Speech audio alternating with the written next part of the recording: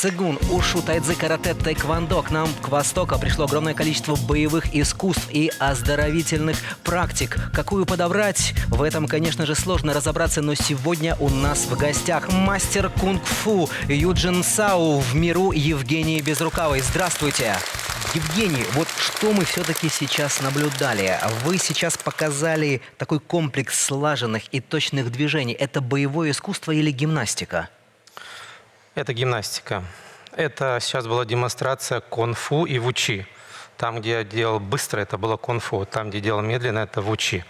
Это комплекс, как ката, как танец для подготовки студентов. Это форма, с помощью которой мы тренируем людей.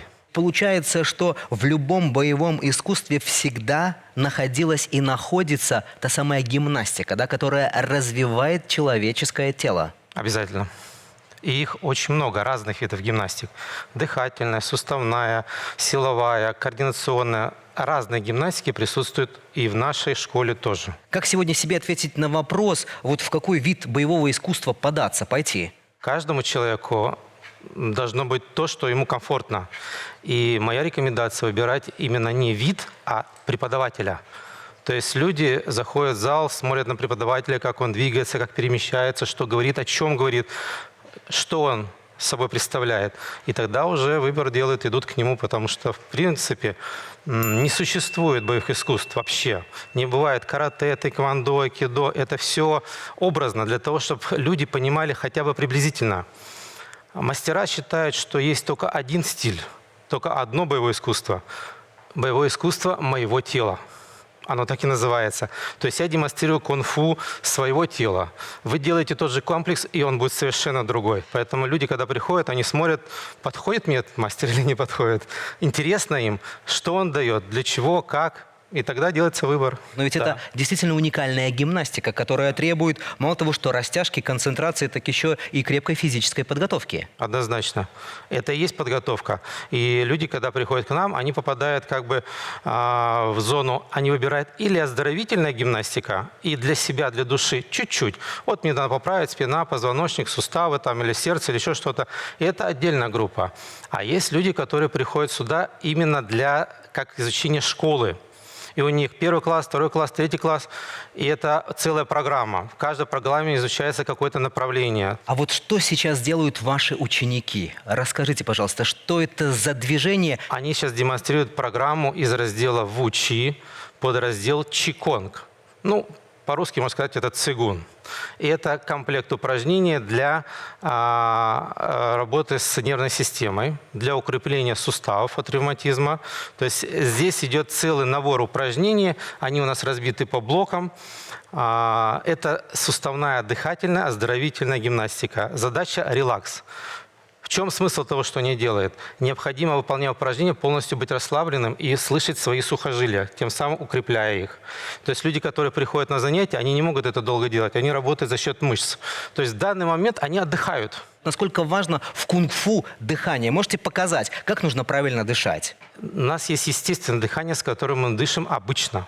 Люди от стрессов, от нервов, от каких-то ситуаций таких, которые с ними происходят, блокируют дыхание. Это называется дыхательные блоки.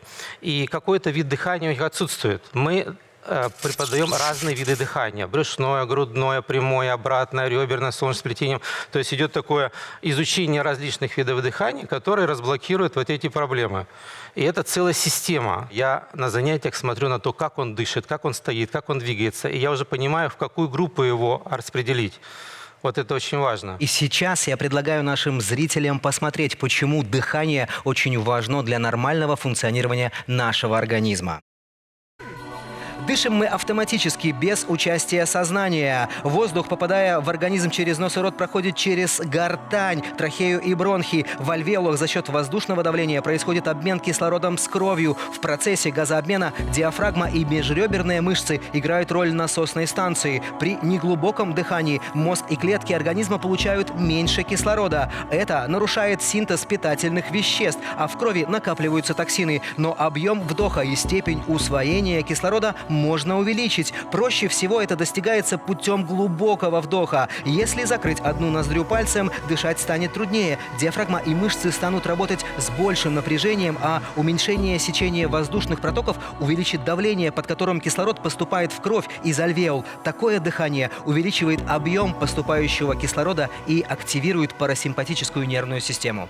Получается, что кунг-фу с точки зрения медицины это действительно не боевое искусство, да, а это здоровая практика. Совершенно верно. Это дыхательная гимнастика, суставная гимнастика, силовая гимнастика. Все виды гимнастик, хореография. То есть задача заключается дышать и делать движение. Вот я что сейчас сделал, я двигался, дышал и находился в каком-то состоянии, в медитации. То есть соединение дыхания, движения, медитации в одном комплекте. Это кунг-фу. А вот вы можете сейчас показать какие-нибудь универсальные упражнения вот для наших телезрителей, которые бы они могли делать дома каждый день? Но самое простое дыхательное упражнение, мы замечаем, что люди, которые приходят на занятия, а у них отсутствует брюшное дыхание. Брюшное дыхание – короткий вдох, длинный выдох. При вдохе нужно живот надуть, при выдохе живот втянуть. Как певцов учат правильно Да. дышать? Да, диафрагмальное дыхание. Да. Чем еще вы нас удивите? Может быть, что-нибудь покажете еще? Всем, например, известно имя Брюс Ли.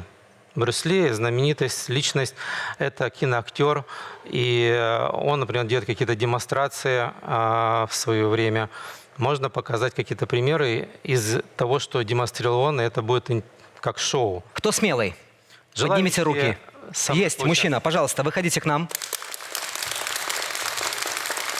Что мы сейчас будем делать? Наверное, все видели, как мастер Брюс Ли отбрасывает человека на расстояние 5-6 метров. Да. И кажется, что он применяет очень много для этого силы, и что он в этот момент как бы обладает сверхъестественными способностями. На самом деле это просто техника, правильная техника. Я даже могу объяснить механизм. То есть я сейчас буду делать то же самое, и я буду работать на уровне сухожилий. Я буду полностью расслаблен. Я старец, это молодой человек. Ваша задача сильно, крепко стоять, то есть напрягаться, а я расслабленный дед, старик. Начинаем.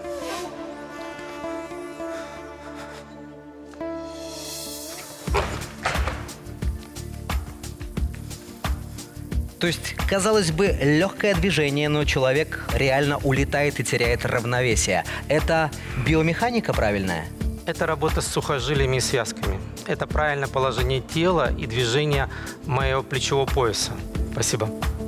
То есть все гениальное просто, да, придуманное уже давно. То есть мы пользуемся тем, что некогда придумали древние цивилизации. У нас вопросы появились, пожалуйста. А в чем различие между работой обычного инструктора и работой мастера?